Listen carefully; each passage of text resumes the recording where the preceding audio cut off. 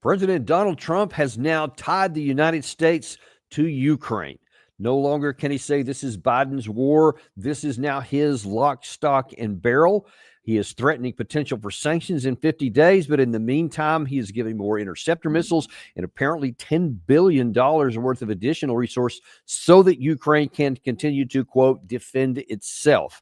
Now, where this is leading and what it's supposed to accomplish on the battlefield, which is the only place that actually matters. You can say whatever you want from the White House or from Brussels or from Kiev. You can say all kinds of stuff, but what always matters is what is the ground truth reality at the battlefront. And that's what we want to talk about today to kind of put these comments in context. And there is no of history legends. Everybody, we've had him on the show a lot, and everybody on here, I'm sure, knows him because his videos are fantastic.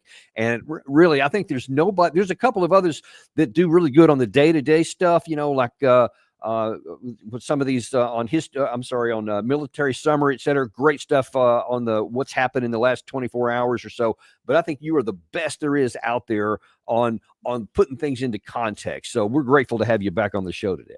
Thank you for the invitation, and thank you very much for all these kind words. Well, look, let's just get right into it.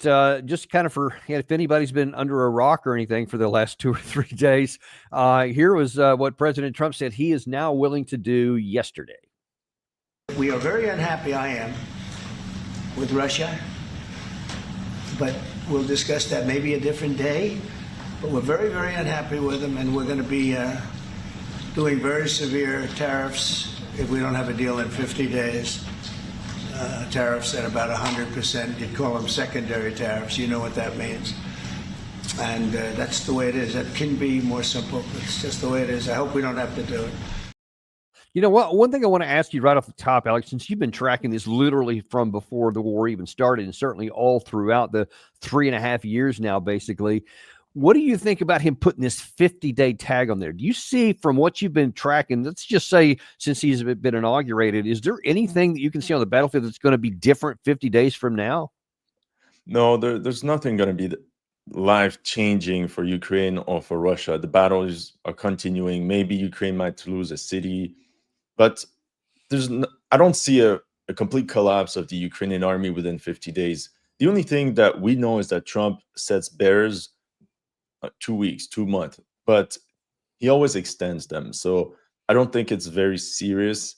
I don't think he has a plan. That's the thing. So at the same time, I think he has no choice but to support Ukraine. I made a video about it actually before the US election, and I said the Americans will try to talk with the Russians, but the Russians will not stop until they have met their objectives, their political objectives in Ukraine, that is taking over the Donbas and all the oblasts that they have officially annexed. If they stop before, they officially lost, and it's as if Russia signed up some of its territory to Ukraine. So politically, it would be very hard for Putin to tell his population. So they have no other choice but to continue the war. And who knows, maybe the Russians are going to annex more oblast as time passes. So the US has no other choice but to support Ukraine. Well, let's just go into that, because I can certainly understand why Russia would have no choice for the very reason you had. I mean, it would be almost political suicide for Russia to say, we're going to stop in the line of contact and leave these huge chunks, especially of the southern 3 of those provinces, in Ukraine hands. I can't even see that's possible. But you say about the U.S. also has no choice, but I've always argued that they did have a choice because that could bring it to an end. But you say you don't think they do. How do you suggest that there's no choice for the U.S.? So the U.S. is outside. For sure, they don't have to support Ukraine. But the problem is, if they stop now, Ukraine is going to blame the U.S. for its failures on the battlefield, even if the U.S. didn't play a role in this. So most of the failures on the battlefield come from corruption in the Ukrainian army and their failures to build a proper officer corps, problems in strategies and all this. This is why the Ukrainians are struggling, problems in mobilizing its population. For sure, having US weapons could help, but it's not the core. But if the US just abandons Ukraine, the Ukrainians will say, yeah, well, the US abandoned us. And who knows what can happen then, Ukraine could turn into some sort of East Germany, could be favorable to Russia. It could be it could have big impact geopolitically speaking for the US. And especially now that we're talking about the Asia Pacific region more and more, if the US shows that they're ready to abandon one of their allies, what is Taiwan going to think? What are the Taiwanese going to do? Are they going to say, yeah, we're going to fight for the island, the US is going to back us up? Or they're going to be like, actually, the US might drop us and we're going to face China all alone. We're going to suffer hundreds of thousands of casualties. All our cities are going to be destroyed for the same end result. Might as well just capitulate now. Well, we're not talking about that today, but we should have you back on, because I would absolutely argue we should make sure they are clear on that we are not going to fight for their behalf, because otherwise it will be us that we're joining on them in the destruction. But I agree. I 100% understand your perspective, but this is where we're heading. And the problem is that Taiwan has this sort of agreement with the Americans to safeguard their independence, because honestly, Taiwan is not strong enough to do this by themselves. For sure, they have the Japanese that could help. But even if the Japanese, I know it's a parenthesis for the Ukraine war, but we're going to go back to Ukraine in a second. But the Japanese are going to help Taiwan. The US have bases in Japan. Are they just going to stand there? So if the Japanese go in, the US has to go in. If the Philippines jump in, it's going to be a huge war, no matter what. So the US has to show who the friends are and who is their enemies. Same thing for NATO. They see that NATO started drawing away, like the European allies in NATO started drawing back from the US. It's not good for the US. Like, financially speaking, they're selling all their equipment to Europe. So I understand how the deep state, the interest of the US deep state is in continuing the Ukraine war. To me, it makes sense. I don't know if it's the best course of action, but that's how I see it. Well, and I think that from the U.S. perspective, we have gotten ourselves into a position what you're talking about right there. And that's clearly one of the big problems for the administration. But I argue that is a failure of strategy on the part of the administration to allow themselves to have gotten sucked into that, because they could have, as we've had McGregor on our show several times who said this, especially in the beginning, that Trump could have detached himself from the bad policies of the Biden administration by saying, we're not going to continue going down that road here. This is what we're offering. Take it or leave it, which is bring the war to an end. But because we kind of really, and I think we got to be honest and say, especially in the U.S., what with this decision yesterday by Trump is that he has basically just adopted the Biden policies, but just kind of less of it. But we haven't detached ourselves. We haven't changed it. And so we're just muddling along. And I think that's the worst of all possible worlds. Yeah, I mean, the Ukrainians were mad at Biden for not being involved enough. So we can blame Trump for not being involved or whatever, but the Ukrainians were not happy with Biden because they saw him as a middleman. So they're trying to attract Trump and having involved even more. Now, the problem of stopping the war is that what does that mean? Like, physically, does that mean we stop the war with the frontline sits? But like we just said a couple minutes ago, the Russians are not happy with the current front line. They're going to push no matter what. So even if the Trump tells both sides stop the war, the Ukrainians could maybe accept the current front line, even if it would be very hard for them to accept and to swallow all these territorial losses. But for Russia, they can't stop. And Ukraine. Well, yeah, and that's why, I mean, even Putin himself has said, Nebenzia has said in the UN Security Council, they'll say very clearly, either we will get all the things we want, which you just identified, by negotiations, i.e. basically a capitulation on the Ukraine side, or we will take them by force of arms. And I think that's what they're doing on a daily basis, because I think they also, kind of like you, if I understand correctly, they don't believe that either the West or Ukraine can make that decision. So they're just going down the military road. Do you see it any different? Exactly. And if Zelensky capitulates, he's a dead man. And it's not going to work. And he could very well be replaced by some other form of government that is even more extreme. Who knows? So this is also what we have to take into account. It's not an easy position for the Ukrainian government. They cannot sign off entire oblasts to Russia. It's just impossible. Right. But the irony is, Alex, I think, though, because they sell themselves, they can't do it. I think it's a political decision that they won't do it. But if they don't, and Russia continues on, they'll lose much more than just the annexed oblast. Yes, because so that's the irony of it. That's the irony. And what you have to understand, and well, your audience has to understand, I'm pretty sure you're aware of it. I'm reading the comment, okay. But you see, when the war started at first, Russian demands for a change in government in Kiev, and that Ukraine accepts the separatist republics of Donetsk and Luhansk, as well as Crimea as part of Russia. So Crimea as part of Russia, and only the little bit of separatist territory in Donetsk and Luhansk, not even the entire oblast, just these little parts. That was the purpose of this special military operation. Now, since that didn't work out, in March or April, they discussed this, and we came very close to an agreement. Since that didn't work, in September, the Russians said, okay, we'll continue the war, and we have more demands. This time, they annexed Kherson, Zaporizhia, and the two oblasts of Donetsk and Luhansk. So this is the situation now. In the next round of negotiations, the Russians are going to say, okay, well, you didn't accept this deal. Now we're going to have something else. And I think it's going to be Kharkiv Oblast that is going to be, which is now being invaded. Once the Russians have captured Kupiansk, which is one of the previous capital of the Russian-administered Kharkiv Oblast, they might say, now we annex Kharkiv Oblast.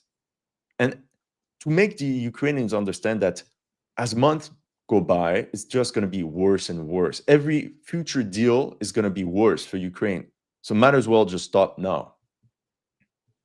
But for the Ukrainians... Right. And so let me, because I agree with every word you just said there. And I mean, we see it playing out. Do you think there is any chance that the Ukraine side would, whether at the individual citizen level or at the government level, would they ever agree to that, or will they just keep getting worse and worse? Yes, especially since the front line is moving faster nowadays. So Ukraine has less troops and they're willing to retreat more than before. So you remember how in 2022, 2023, the Ukrainians would fight for every meter of ground, but they lost a lot of troops doing that, especially when you face Russian firepower. Everything also changed with Russian FAB bombs, which can obliterate strongholds in a couple minutes. So the Ukrainians thought of a way of just retreating, holding a position, having the FPV drones eliminate as many enemy forces as possible, and then retreat, as to not lose too many troops. That's why when we see the videos of Russian trench assaults, oftentimes these trenches are completely empty of troops. Now, in my opinion, okay, I think that the Ukrainians deep down have already accepted the loss of the Donbas, and that they're willing to fight even if the Donbas has been lost. Now the question is, are the Russians going to continue the war after Donbas has been fully conquered? I think this is the big question we have to think about, because Donetsk is about to get crushed. Luhansk, I think they're a couple kilometers away from full capture. The Russians have 99.5% of Luhansk Oblast. Donetsk, every day now, the Russians are literally putting the entire focus of their armed forces on Donetsk Oblast. Who knows what the situation will be at the end of the year? The big battles are going to be Kramatorsk and Slavyansk, which are the heart of the Donbas. We can expect big battles there. But what happens once Donetsk is completely taken over by the Russians? I don't think the Ukrainians can effectively hold these oblasts at the moment. The Ukrainian plan is a bit like what the Germans were doing on the Eastern Front starting 1943 and 1944. Retreat and try to inflict as many casualties on the Russians and hope that the Russian army collapses by then. That's Man, you know, it's ironic you say it quite that way. We had a very pro-Ukrainian person on yesterday, or day before yesterday, and I asked that pointed question: upon what basis does Ukraine continue fighting when all the evidence says that they cannot even forget about winning. That's not even on the table, but can even prevent Russia from advancing. And he just says that we're hoping in a miracle and that they're going to continue to fight. And that seems to be pretty prevalent, I think, on the They hope for what happened to Russia during World War I, that the army just stops, that there's a collapse at the rear, some sort of revolution, and that the Russian army is forced to stop, morale collapses, and everybody goes home. This is what they hope. Yeah, but that didn't happen until about 5 million Russians were killed in the war. So I think we got a long way to go before they get to that point. Plus, the situation has changed, definitely. The situation has changed, but I think that somehow the Ukrainians accepted the loss of the eastern regions of their country. But stopping the war is going to be difficult. I read somewhere in some forums about Ukrainian population, and they said something very interesting. The soldiers were complaining about the lack of, how can I say, interest of the general Ukrainian population in the war, in that they don't care that much in what is happening in the east of the country. And they said that it's only when the Russians are going to be in front of Kyiv that the Ukrainians are once again going to volunteer in mass to help Ukraine. Only if the Russians get close to the capital city will everybody there's going to be a second wave of patriotism to help the country. But as long as the battle is so far away, it seems that a lot of people don't care. And yeah, I don't dispute that. That's a reasonable thing, given what we've seen. It's unfortunate that it would, that would happen again, that they would get up to that point, but that's beyond the scope of today's show. But I want to zero in because you keep talking about the Donetsk area, especially. And last week we had, I think I mentioned a minute ago, George Mamsarov on the show, who was a former Russian soldier and current war correspondent for Solovyev Live, I think is the name of the show in Russia. And I asked him a specific question about Pokrovsk and how important that is to the entire Eastern Front. Here's what he said. Which is the most important as far as you can, as a journalist, can tell? Is it to try and cut off Zaporizhia, or is it to try and cut off Pokrovsk? Pokrovsk is the most important part because you have to destroy enemy forces there, and it will lead to the front collapse, and it will lead to Zaporizhia, that Russian forces will free Zaporizhia from the Ukrainian forces. Well, and that's actually one of the next questions is if Pokrovsk falls, and you can see as I'm showing on the map here that Russia has been making considerable progress on the northern flank or on this eastern flank, depending on your perspective.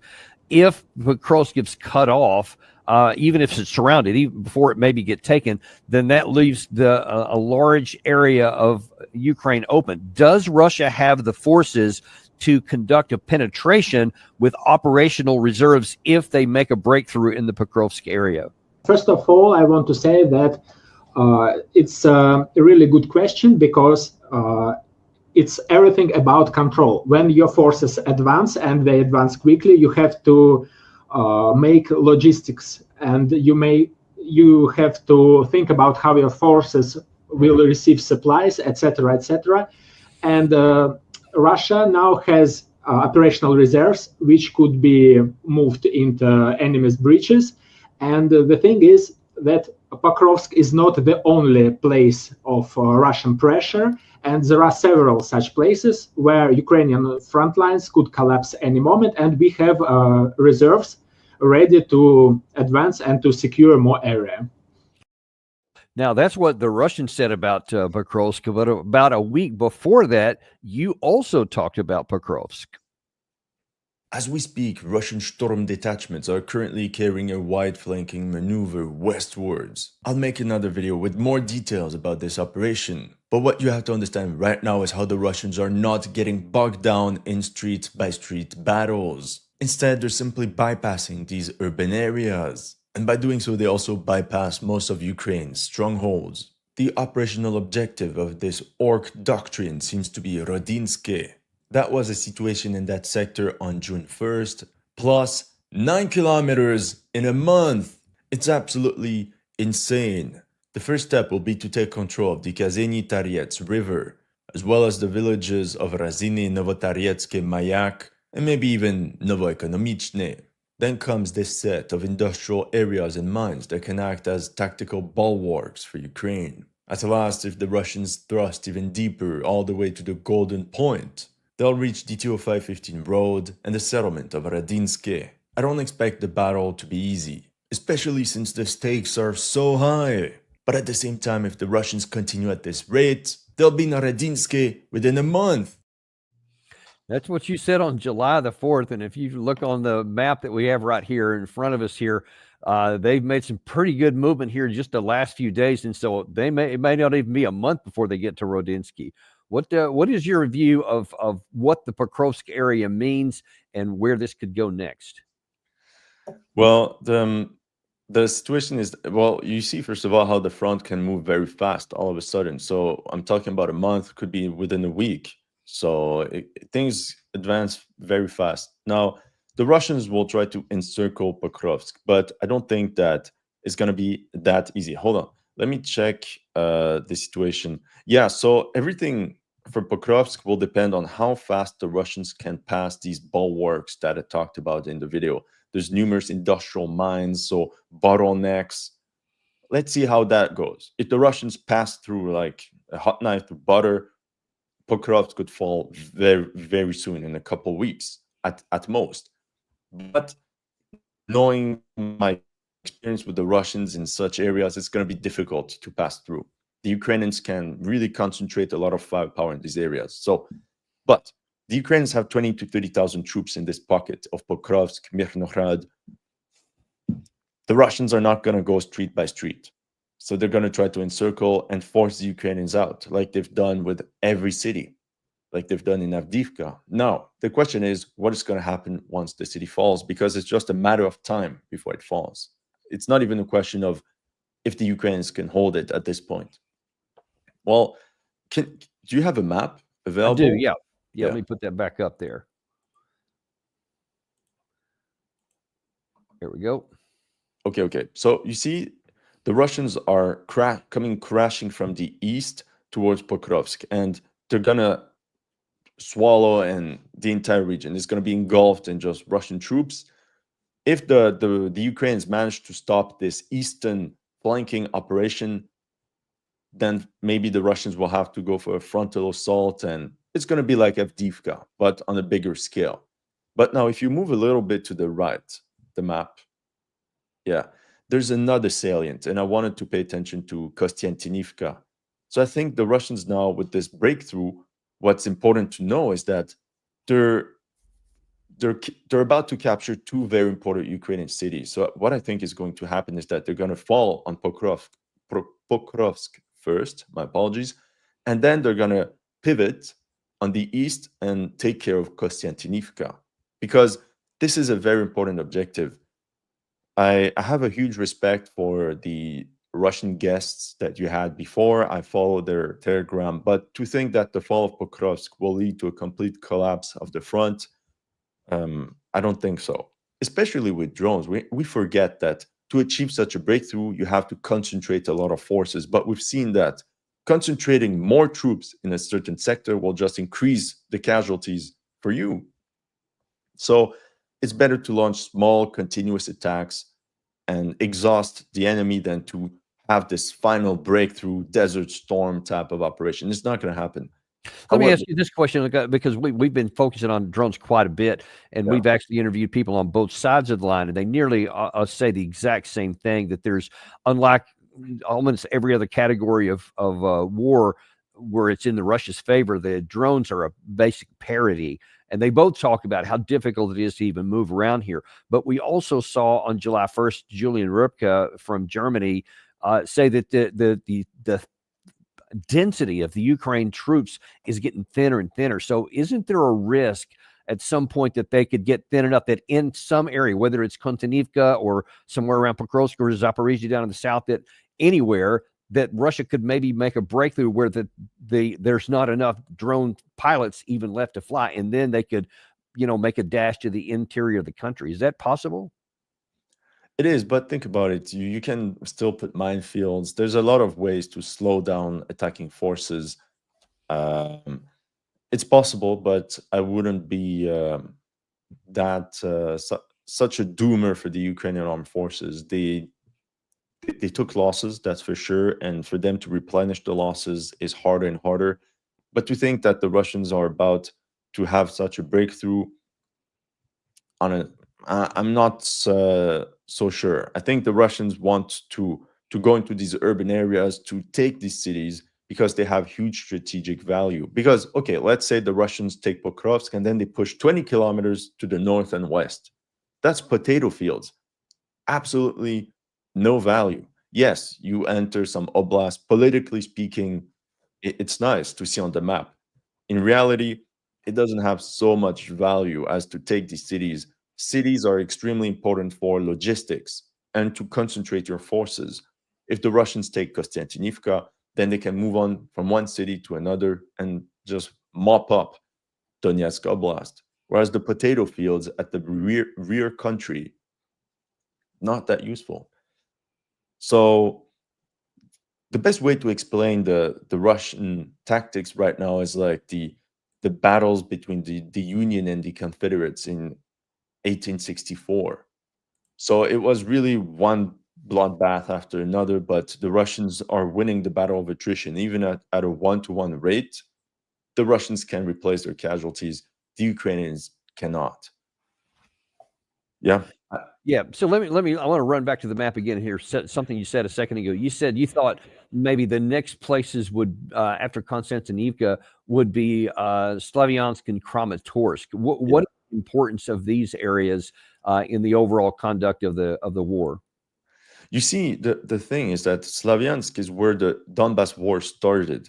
This is where you had Russian mercenaries in a way, and some local troops take up the Slavyansk to start the rebellion in Donbas. It has huge symbolic value, and also it holds also political value because it's one of the biggest cities with Kramatorsk in Donbas.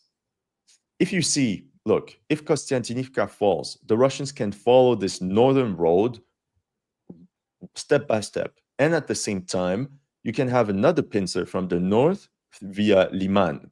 And this is where the Russians are also preparing a push.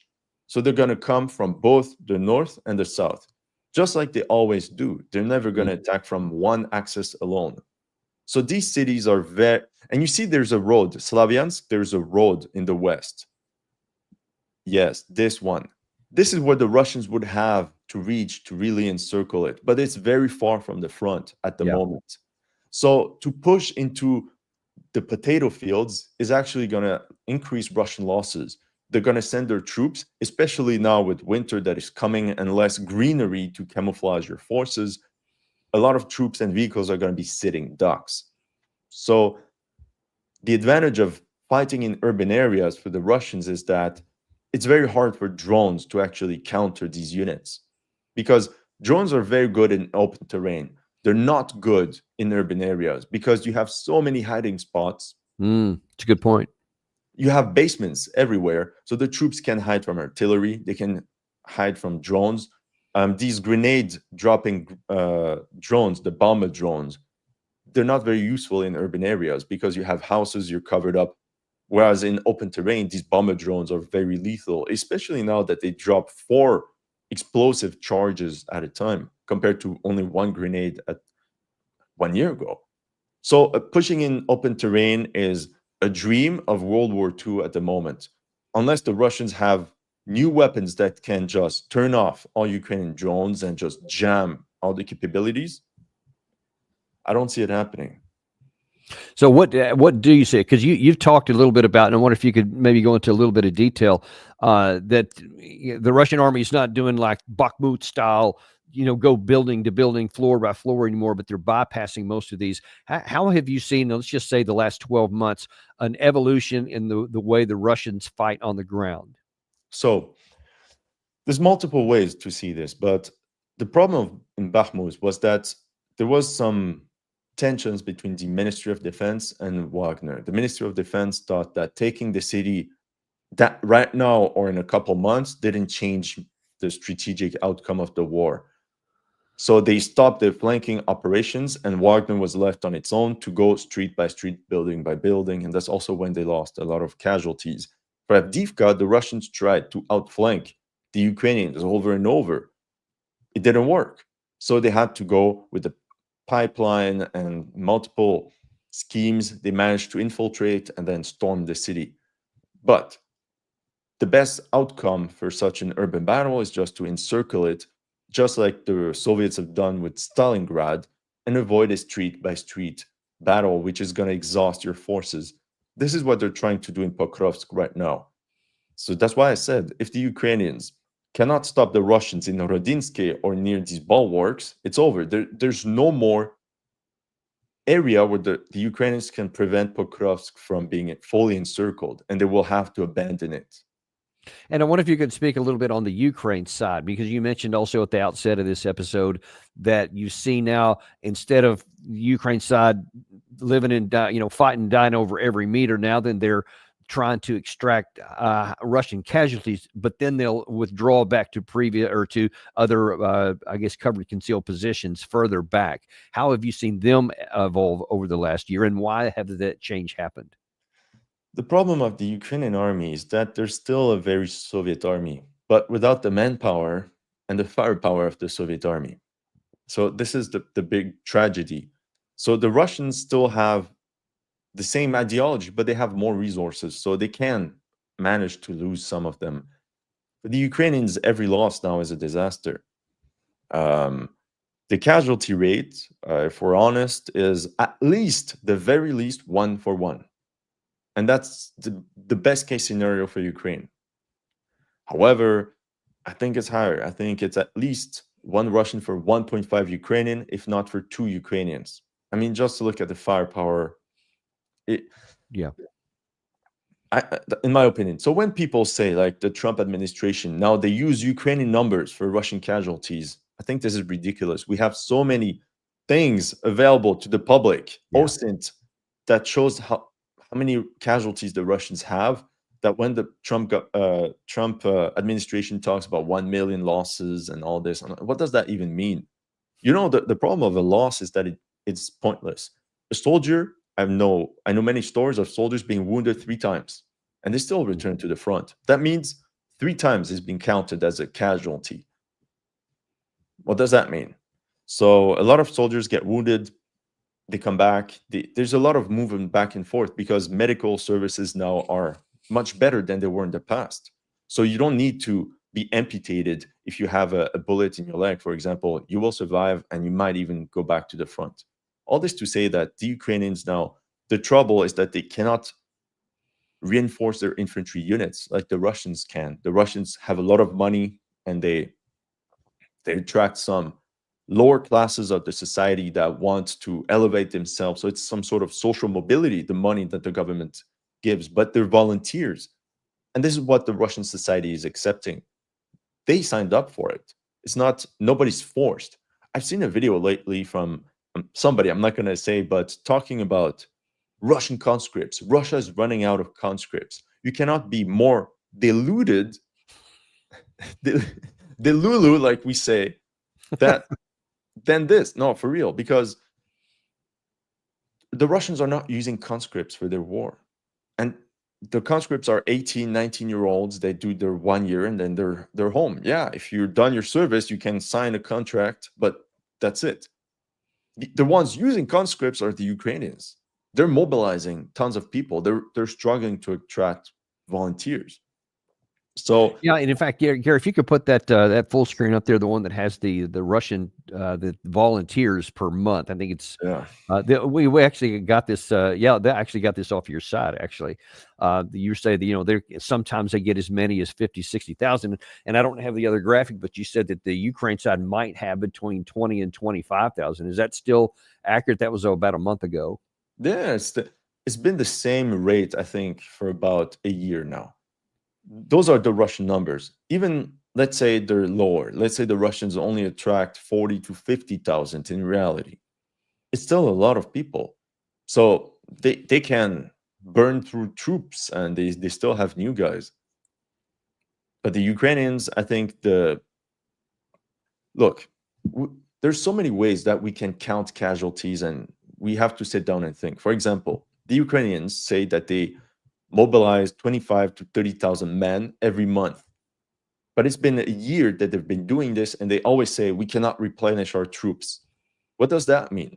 It means that they lose about 25 to 30,000 men a month, in my opinion.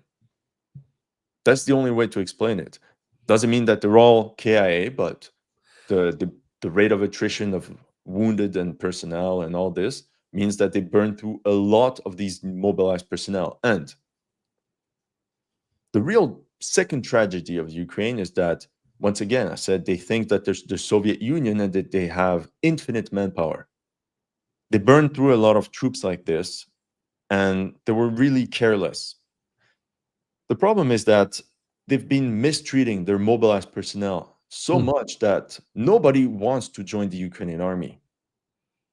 People in Ukraine know. You say mistreating them, but by what means?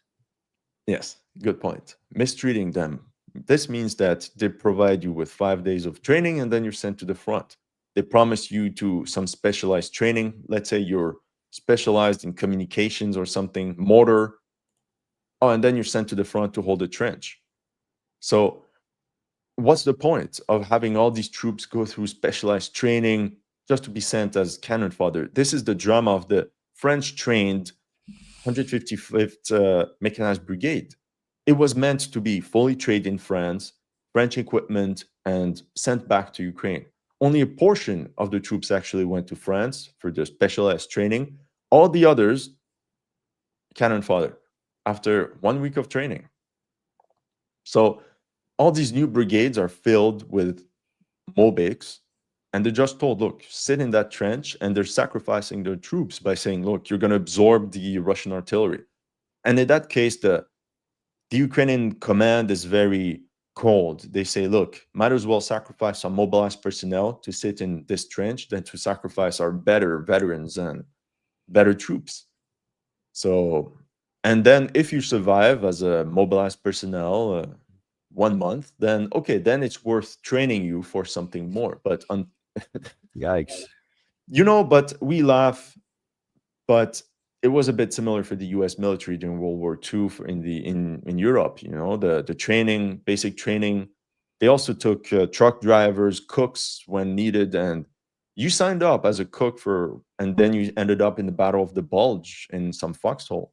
This is every army does at one point when they're running out of manpower, and the Ukrainians are doing exactly that. Oh, cooks, every cook now, we don't need you guys. Okay, now you're becoming riflemen. You have no training. And the US suffered heavy casualties in their infantry component throughout, from Normandy up to the very end of the war.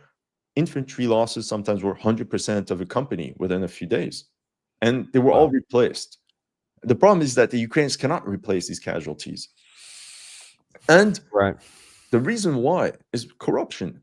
They could have found a way for every citizen in Ukraine to serve tours of 2-3 months. You serve, you do your tour, and you go back home. But so many people left because border guards are corrupt. So any amount of money. So a lot of people left. Good luck getting them back.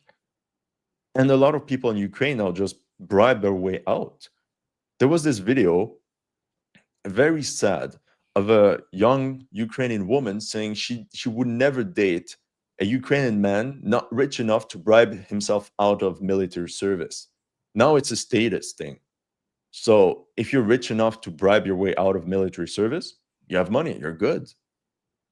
The others, the poor, and often the poor's the generation that is not very techie, you know, the people that don't know how computers work, the old generation born at the end of the USSR, factory workers, they're the first one to go. They haven't had the time to accumulate enough money in their lifetime to bribe their way out, or they will sacrifice themselves so that their son is not going to get drafted or something. It's terrible. It's terrible. It really is. And let me ask you, in the remaining time we have here, how much time do we have left? We have a little bit of time, maybe 10 to 15 minutes or so. Okay. But I wanted to ask you, really the important question here is, where is this going? So because you've been tracking this in the switches and the flows and the advancements, evolution in the way that the offenses and the defenses are done. Do you see any path? Well, no, let me phrase the question differently. How do you see this unfolding?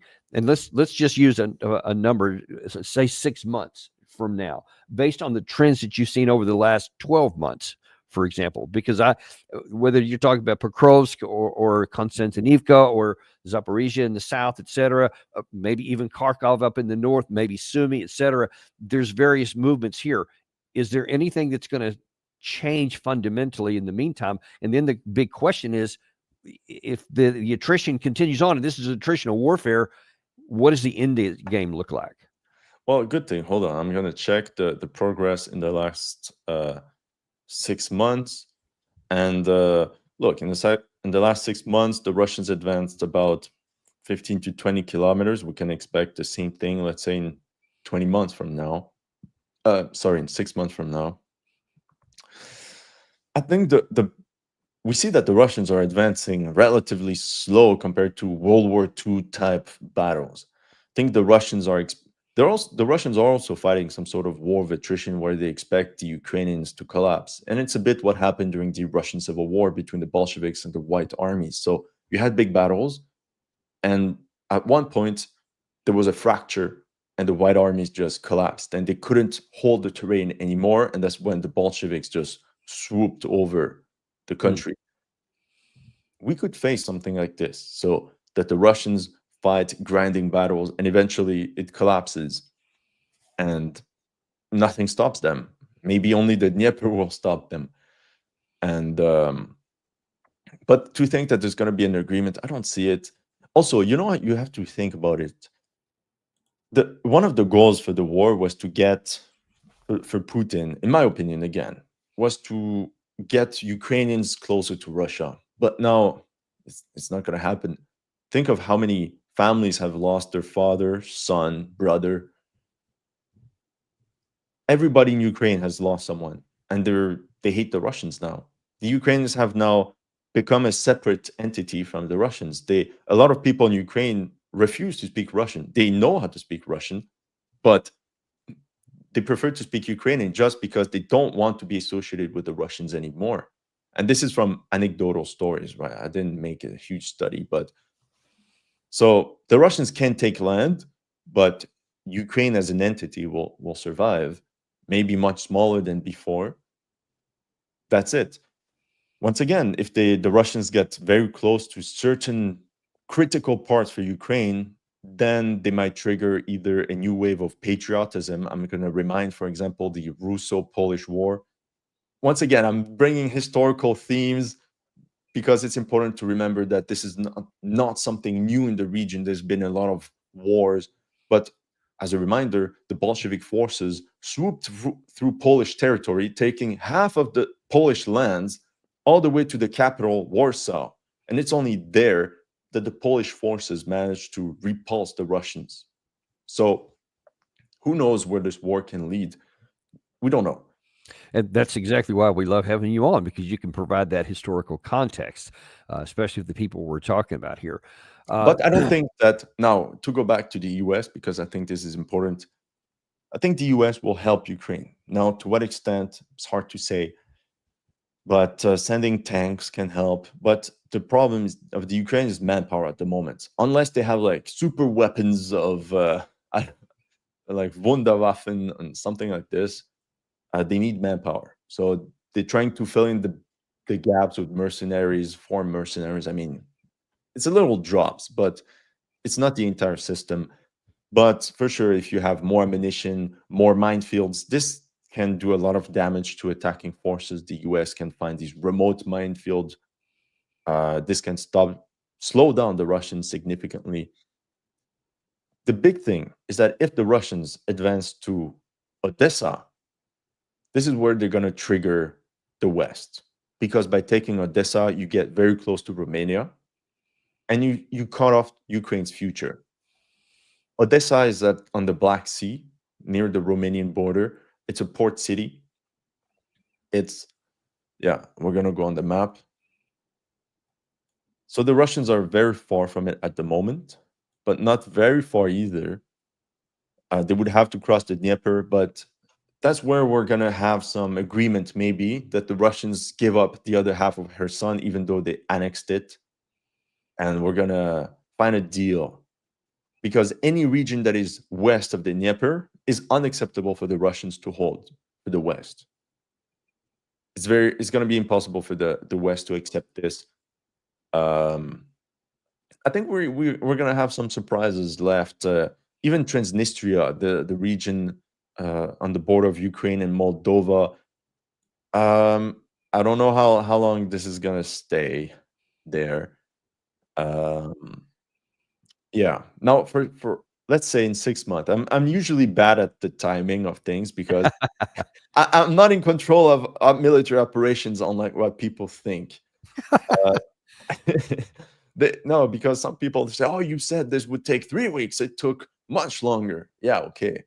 It's at the current rate, but we don't know if the Russians are going to advance. I think Pokrovsk is going to fall within the 6 months at least, in my opinion. The question is, what about Kostiantynivka? Is it going to hold or not? I think the war is going to last at least a year and a half still. Wow, that's quite a long time. Yeah, I think it's still going to last a year and a half. Well, now let's look at one of the possible wild cards that could affect that, and that is the recent significant escalation in the air power that Russia has been using. It's 5, 7, 600 drones and night missiles, etc. And Russia appears to have ramped up its production capacity, and some sources tell me that it could be up to 600-700 per day of the Garand 2s that are coming off the assembly lines, in addition to other missiles and rockets coming from other platforms and glide bombs, etc. That this is going to continue on. What impact is that eventually going to have? Because when you have a sustained campaign of this level, no matter how many Patriot systems we send over there, we're not going to have enough to stop all that. How do you see that impacting the conduct of the war? It's like the British bombing raids against German civilian facilities during World War II. The problem is that the Ukrainian civilians become more and more resilient to these type of strikes. But what about not the civilians, but the actual impact, like whatever is destroyed on the ground, whether it's energy or but I'm factories, telling you etc.? is that they're going to attack civilian-like infrastructure, so factories, energy, but the population will get used to it. I think that it's the Russians can afford to attack all this, train stations and all this, but historically speaking, it's not the thing that's going to break or make Ukraine, because they're becoming more and more resilient to all this. They're normalizing this. Everybody's just getting used to it. It's sad, but this is a human reaction. You just cope with it. The real thing is that the frontline situation is what matters the most. Now, I don't know if the Russians have we often say, yeah, Russia has so many days to win the war. I don't think they have a date to end this. I think they have every incentive to deal with it as fast as possible. But we've seen that they're also ready to take their time. Yeah. So I've seen that I from think Russian sources. the reason as well. the Russians are also taking their time is because it reduces casualties. They prefer to wait a couple days to really bombard a position, and only then advance when it has been already mopped up. Yeah, it's pretty sad. It's pretty tragic. Both sides are suffering casualty losses that we haven't seen in the West since World War II. World War II, I would say. For sure, the Americans would like to have some sort of deal like in Korea, but that involved U.S. direct intervention. And that ain't going to happen. No, that's not going to happen. That's not even on Trump's menu of possibilities. No, it's not. And Trump, like we said, he's already looking at his future nemesis, which is probably something in the Asia Pacific region, because the US is kind of stuck in multiple problems. Is that they know that their main enemy, if I can say, enemy or competitor, is China in the Asia Pacific region. But Trump knows that if he starts to get involved in Ukraine or Iran now, it's going to divert the US attention away from where it could actually matter the most. So Trump knows what he's doing, but he's also very unpredictable in the way he's going to do it. But for me, it was clear since the beginning that even though he wanted to come close to the Russians, there's no way that the Russians would stop. And I think it's a bit foolish from Trump and his administration to think that the war could have stopped along a ceasefire line. The ceasefire line moves every day. the goalpost advances every day. So right, it would be foolish for the Russians, from their perspective, to agree to something why where would they have stop? Why would they stop when they're it would advancing be so illogical. fast? Yeah, exactly. Why would they stop when they're advancing so fast? I want to ask you see something that else. the Ukrainians are close to losing. Right. I want to ask you something else, because you just touched on it, and I want to look at it in the reverse side.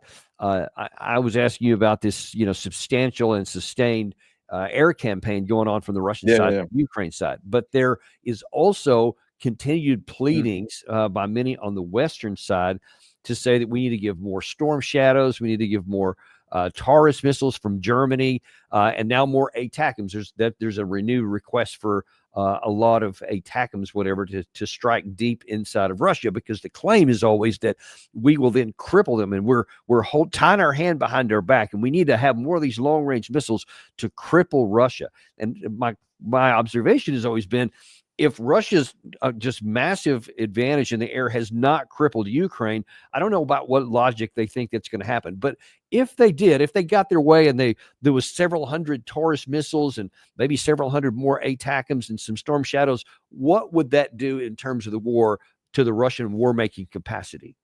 It's like mosquito bites. It will be annoying, but it's mosquito bites. Sure, they can destroy facilities. The Ukrainians are smart. I mean, in terms of the way they adapted their unmanned naval engines, the raid against the Russian bombers, they're capable of inflicting strikes on the Russians. Is it going to change the war? No, because the focal point of the war is the front line on the ground. This is where everything matters. So I think this is just a way for Europeans to sell more weapons. No, for sure. Yeah. I think it's just a way for the I agree with you of all very these much. countries to just boost military production sales. But if the NATO really wanted to help Ukraine, it's to reform their entire military.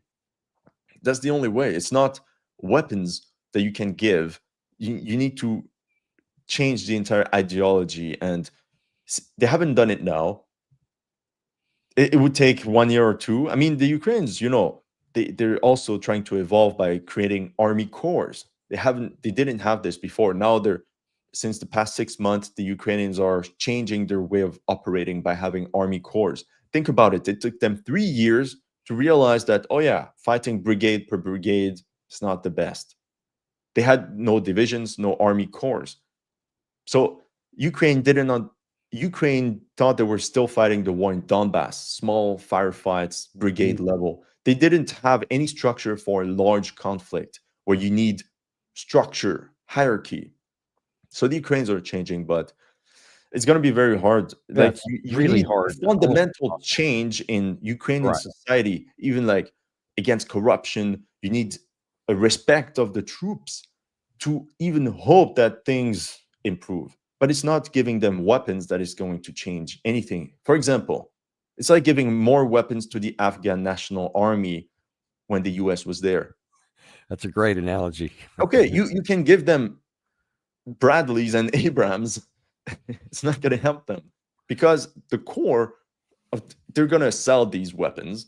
They're going to lose them. They don't know how to maintain them. And it's just, they have deeper problems. I promise you that's exactly what did happen with what we gave them. So I can assure you that's right. So giving weapons to the Ukrainians they're not going to sell them. But you see that, okay, they have deeper problems in the way of waging the war. And sadly, I think the US has always been, not always, but often been involved with such allies that they think the US perspective is technology can solve all the problems.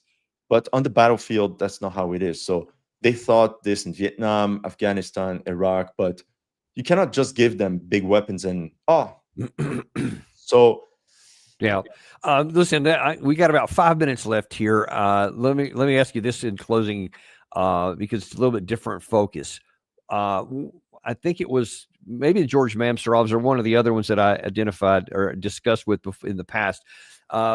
This claim that the U.S. keeps making all the time, and it was made by Sean Parnell, the Defense Department spokesman, not long ago, that the United States is the most lethal military force on the planet, et cetera. Well, the Russians understandably have a different perspective. They said, no, we are the most lethal conventional military force on the planet because of our experience over 3.5 years and things we've learned, et cetera, and the retooling we've done with our industrial capacity. And then the number two is Ukraine, which they give props to. They don't diminish their opponent at all.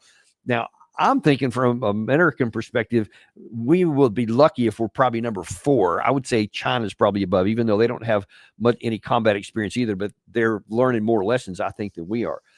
What do you think? How would you assess NATO? And you can just say NATO. You don't have to necessarily say the U.S. or France or whatever, but let's just say NATO. If some weird bad thing happened tomorrow and all of a sudden we get into a conventional fight with Russia, how would that go? Okay, to be honest, the U.S. military in a conventional war against the Russians, they would win. If the U.S. Army went to Ukraine, they would win because they would suffer a lot of casualties in the first few months, atrocious casualties. But if they can stomach these losses, by the time they learn the art of war, the Americans have more manpower than the Russians. They have so many people available to fight, and the U.S. doctrine is always forward. You know it better than anyone. It's attack, attack, attack. The Russians will have to be on the defensive, and Americans have a lot of firepower. So yeah, the Russians have air defense, but if you put the might of the U.S. Air Force in battle, no, they could win. Even NATO is very capable, just that they're not motivated to do it. And the problem is when you fight Russia, you have nukes. So this is why it's not going to happen. You have a nuke, so it cancels any attempt to do this.